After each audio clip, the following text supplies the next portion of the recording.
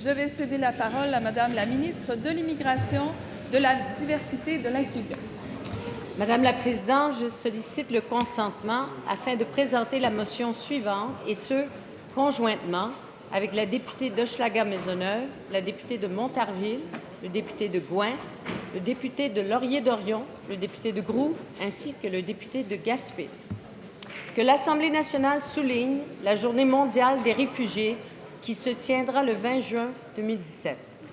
Qu'en cette journée, l'Assemblée nationale réitère son engagement envers les millions d'hommes, de femmes et d'enfants qui doivent quitter leur foyer pour fuir la guerre et la persécution.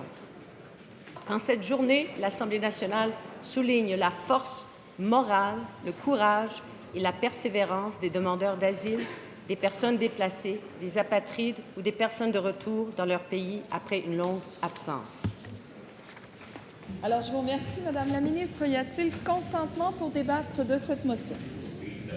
Présidente, nous proposons des interventions d'une durée maximale de 2 minutes par intervenant et selon les informations reçues, les interventions se feront dans l'ordre suivant. D'abord, la ministre de l'Immigration, de la Diversité et de l'Inclusion, suivie par les collègues d'Hochelaga-Maisonneuve, Montarville et Gouin.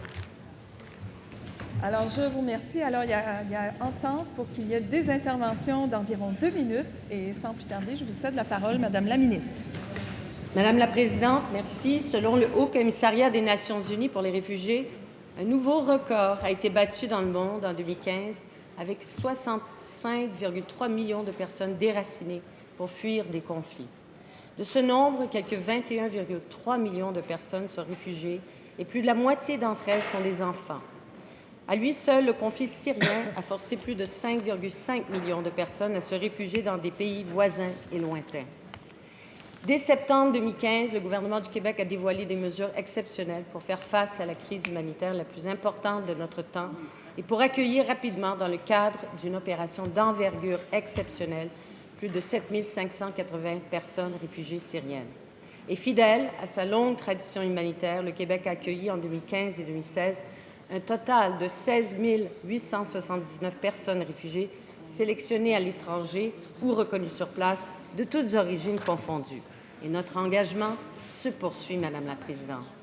Je tiens à souligner la collaboration indispensable de nombreux partenaires, tels les organismes de parrainage, les ministères et organismes communautaires et leurs réseaux, les commissions scolaires et établissements d'enseignement, les organismes humanitaires et philanthropiques et les villes de destination pour leur engagement et leur implication dans l'action humanitaire du Québec.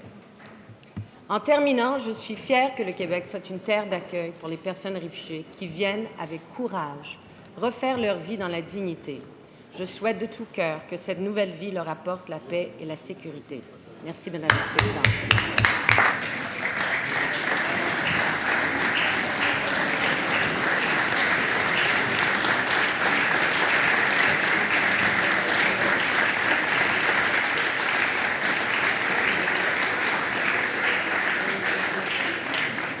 Je vous remercie, Madame la ministre.